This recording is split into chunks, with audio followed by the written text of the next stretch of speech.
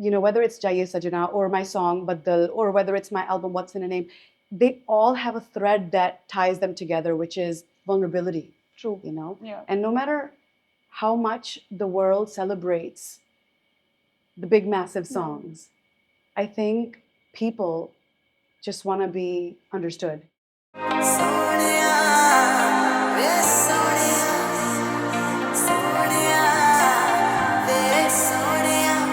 Hi, Jasmine. Welcome to the Rolling Stone India cover interview. It's a pleasure to have you here. Thank you so much. So, there's been very few artists such as yourself who have very brazenly made their way through this industry. And I think any conversation about, your journey and your career is amiss if I don't start at the beginning a little bit. So, I wanted to understand, because I think you got your start in Stockton's diaspora scene, right? I want to understand that today, of course, global Punjabi music has carved a very successful niche for itself. What was it like back then? What was navigating that scene like in the early days? I think it was a lot of auditioning. I think I got a lot of confidence performing at the local shows in Stockton, whether it was a Vaisakhi show or Diwali show, Eid show. And we would have an audience of like 100 people, maybe 200 people max. And every time I would sing a song, I didn't used to sing my own songs at that time because I wasn't confident in my own writing. Yeah. People would clap. People of my city would clap. So I felt really confident. That gave me the confidence. That's amazing.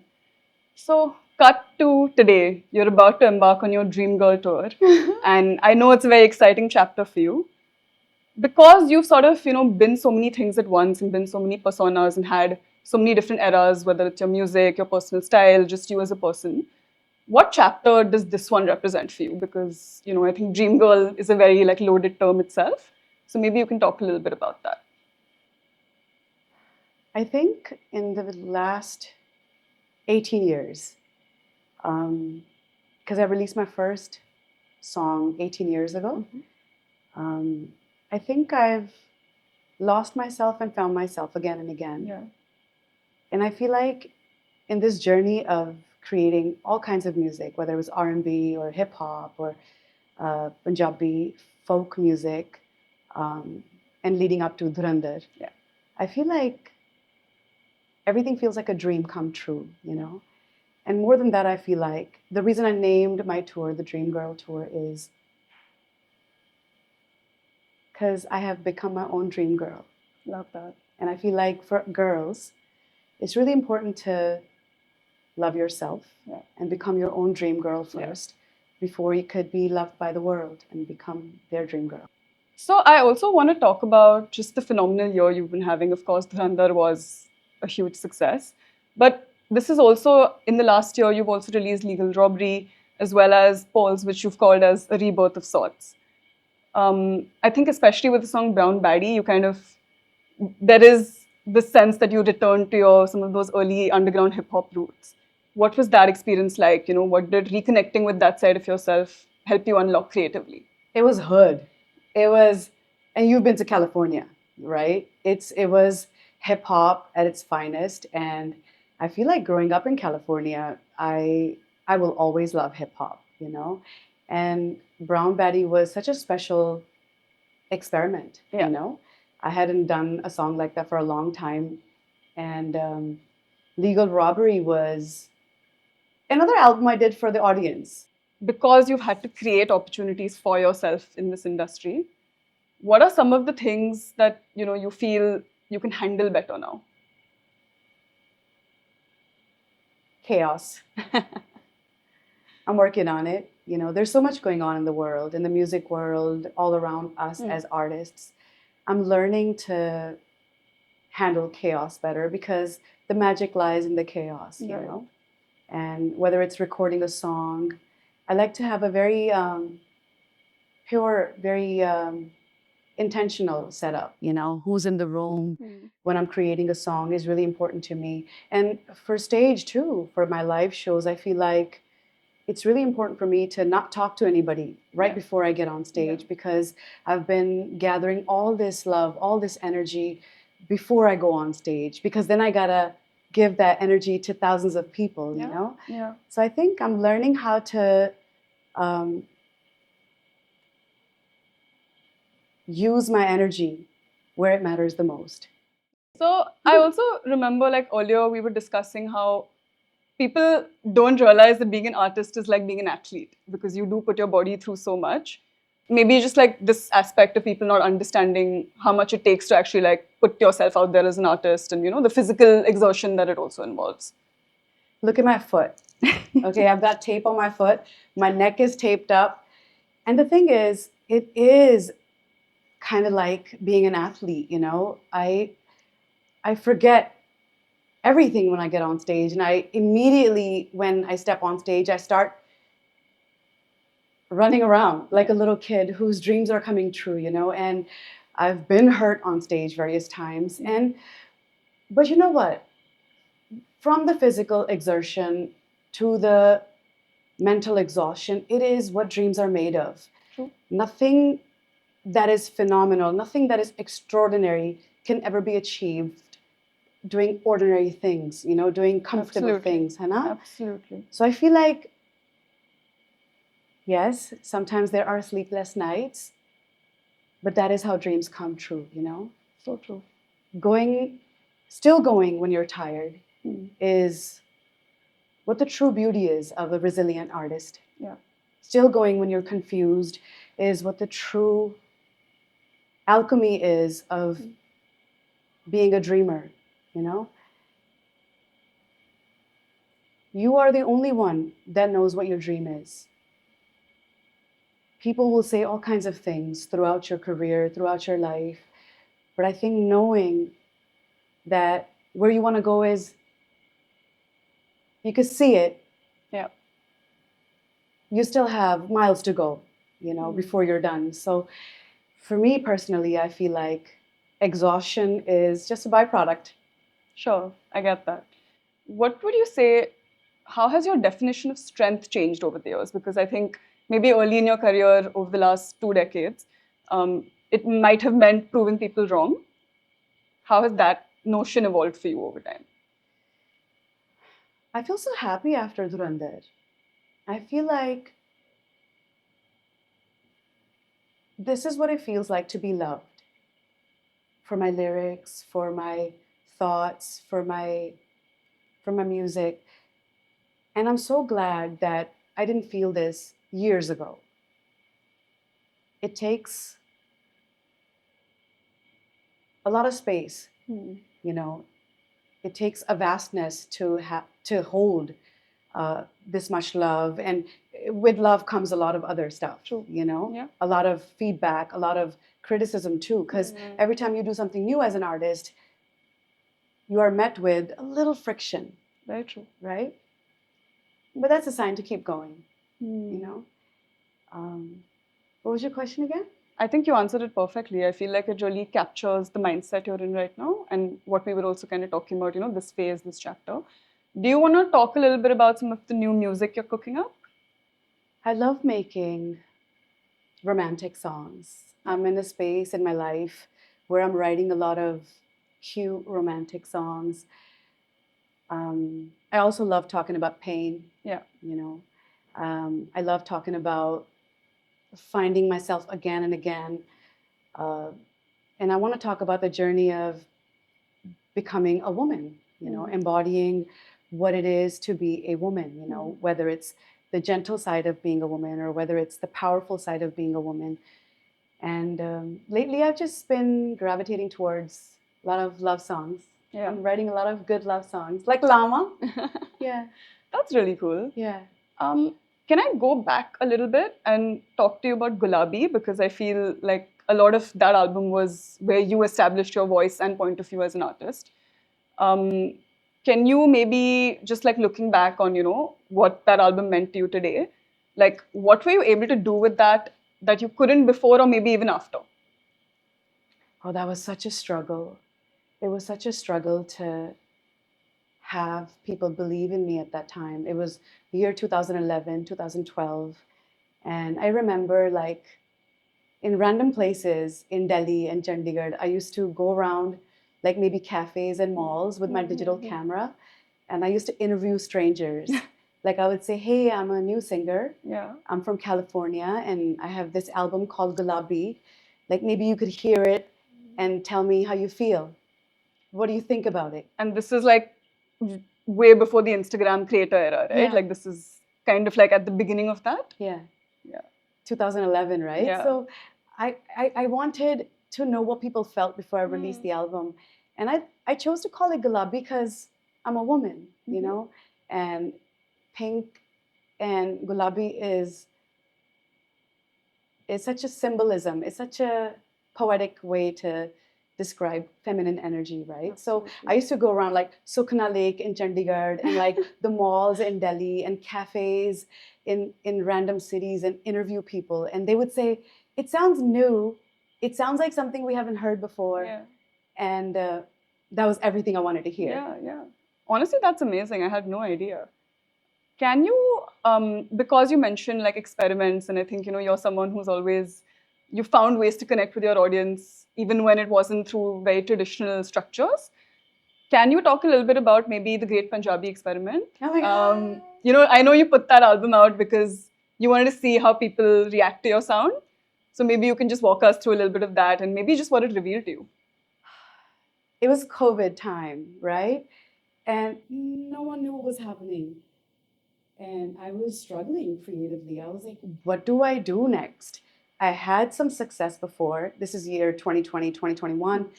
And I decided to just make music that I really loved. And I wanted to see, like, if I write and release music that I love, can it gather my people? Right. You know? And I remember I wrote a song called Gana Challe Ana Challe. ਆਪਾਂ ਉੱਤੇ ਆਇਆਂ ਥੱਲੇ ਦਿਲ ਦੀਆਂ ਗੱਲਾਂ ਕਹਿ ਦਈਏ ਮੇਲਾ ਲੱਗੇ ਜਾਂ ਨਾ ਲੱਗੇ ਆਪਾਂ ਪਿੱਛੇ ਆਇਆਂ ਅੱਗੇ ਦਿਲ ਦੀਆਂ ਗੱਲਾਂ ਕਹਿ ਦਈਏ. So it's literally how I was feeling at the time. ਕਿ could it be just as simple as saying what I've felt, what is true to me in my life experience? Could I just sing songs about my truth? And at that time, not that many people heard that project of mine, but Jaiye Sajana is such a massive example of what I've lived, what I've felt, and what is true to me. And I was scared when I was writing the song. I was like, is it too dark? Is it too honest? But here we are. Right. It is probably my biggest song till date. That's amazing. Yeah. And I feel like maybe that also gave you some self-assurance with the next chapter that opened up for you, right? Because like you said, that was COVID time. And since then, there's been a lot of Bollywood work, but there's also been a lot of independent releases that really represent who you are. Yeah. So do you, like, that was a necessary like stepping stone, you feel? Like just to... I had to do that. And then do that again and again and again. I have a song called Baddal. I have so many songs that are on my What's in a Name album that are so honest, so autobiographical, and filled with love and filled with pain and filled with all the real emotions that humans feel, right? And I feel like I had to do that again and again and again and again, just so that we could sit here and talk about that I've been doing this for a long time. Yeah. And like you said, I think sometimes that is resilience, right? Like having the courage to do something over and over again, which also takes me back to the strength question, because this to me represents strength, the ability to just be able to put yourself out there with your vulnerabilities, which I feel you've been able to very successfully do in the last, 3-4 years. I think the expression of me being vulnerable was always fulfilling. The acceptance from the world is recent. You get what I'm saying? Right. So like to any artists that are watching and listening to us right now, I feel like you have to sing and say what you really feel, because that becomes a solid part of your journey. It can't just be one song that defines you. It has to be something that you have been doing time and time again, right? And whether it's Jaiye Sajana or my song Baddal, or whether it's my album What's in a Name, they all have a thread that ties them together, which is vulnerability. True. And no matter how much the world celebrates the big massive songs, I think people just want to be understood. People want to feel like they're not alone. I feel that people want artists to say how they feel. Absolutely. So they could feel like, oh my God, I was feeling it, and she's put it into words, So I think underneath all the beauty that is the beauty that is fancy, magical songs. I think all of us have that one or two favorite songs that anchor us, and that's so vulnerable. Because so much of what you've been doing balances toughness with vulnerability. What are your thoughts on just like, finding that right balance? Like, when do you sort of know, is it something you just feel very deeply, or like, have you been able to figure out a process for it? I think this year is all about fun music. I feel like my intuition's telling me, like, release a lot of fun music that is kind of like an escape to my audience, that they feel like they work so hard in their lives and they've got their own inner battles that they're fighting. And so those songs are really important. I've made some music that is so much fun. Yeah. And I guess when the party's over and when you go home, I also want to have a lot of music where people can listen to it in their solitude. Absolutely. And so after this year, fingers crossed, I hope I've had my fun with all the fame and popularity. After this, I would love to make music that is just so honest and so simple. When I sit alone, what I think about, I want to express that in my songs. I think that's the true power of music, to be quite honest, right? Like, there are songs that you listen to in a crowd and there are songs that you listen to only in solitude. And what your music does beautifully is toe the line between those two. Can we talk a little bit about collaborations? Because, of course, with Gulabi, I think one of the things that got people talking and got people buzzing was that creative dynamic you had with Bohemia, right? Who was also a global disruptor at the time, and I think that just came together so beautifully. Can you share what that process was like working with him back then? Addi was probably the first song I ever wrote that I was confident enough to release. I wrote that when maybe I was 16, 17 years old. And when I collaborated with Bohemia, it was a perfect West Coast collaboration. We're both from California. And I remember I used to, a few years prior to this collaboration, I used to hand out my demos outside of clubs in San Francisco, Oakland. And through those demos where I had my vocals recorded and my name and number written on it, I got the call from somebody in his team that we'd love to have you sing a song, for an album. So I sang a song for that never released in my vocals because I realized there was just a few lines on that song. And I realized early on, I didn't want to sing a few lines on anybody's song. Makes sense. You know what I mean? Yeah. I wanted to be the whole song. Yeah. So Addi was such a perfect collaboration because I got to say what I wanted to. He got to say what he wanted to. So I decided that that would be a perfect first collaboration. Coming to today, right? Because even earlier we were sort of talking about, I think, just collaborating with the next generation of artists, right? Like Hanuman Kind, Rebel, Shashwat as well. Yeah. What do you feel like both of y'all, like some of the newer wave of artists, as well as what you brought to the table, like what kind of synergies were there and what were y'all able to feed off each other, but also like give to each other? There's so much love between all of us. The three artists you mentioned, Shashwat and I, have spent so many hours in the studio, day and night, creating and writing and singing songs. And Rebel's amazing. We are so great on any song we sing together, you know? And Hanuman Kind and I, for that Dhurandhar title track, was so powerful, so phenomenal, right? And there's so much love. Every time we meet, there's so much love and so much kindness and so much like encouragement to each other, and I think that is so important to have in a competitive world, which is the music world, right? But yeah, I loved all the collabs that I've done with these artists. My dream is to see a lot of girls become pop icons in the coming decade. It's 2026 right now, so I pray that by the time that this decade is over, we have some global pop icons coming out of India. The young girls that are brave enough to write, but they should be brave enough to release their songs too, because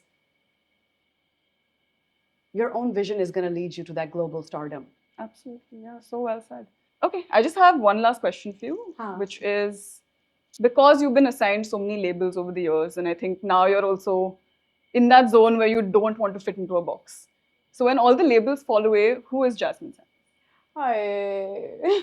and में रुवा दोगे हाय रब्बा I'm not even Jasmine Sandlas, you know, that is my name, but I'm Tinni. That's my nickname. And I am such a little person under this cool fur coat, and underneath the titles that I've been given, justified because my songs are bold, my songs are powerful, it's justified, but I'm so little, and I light up when I'm loved, and I dance when I'm happy. So I'm not even Jasmine Sandlas. Yeah. This is such a clickbait what I just said.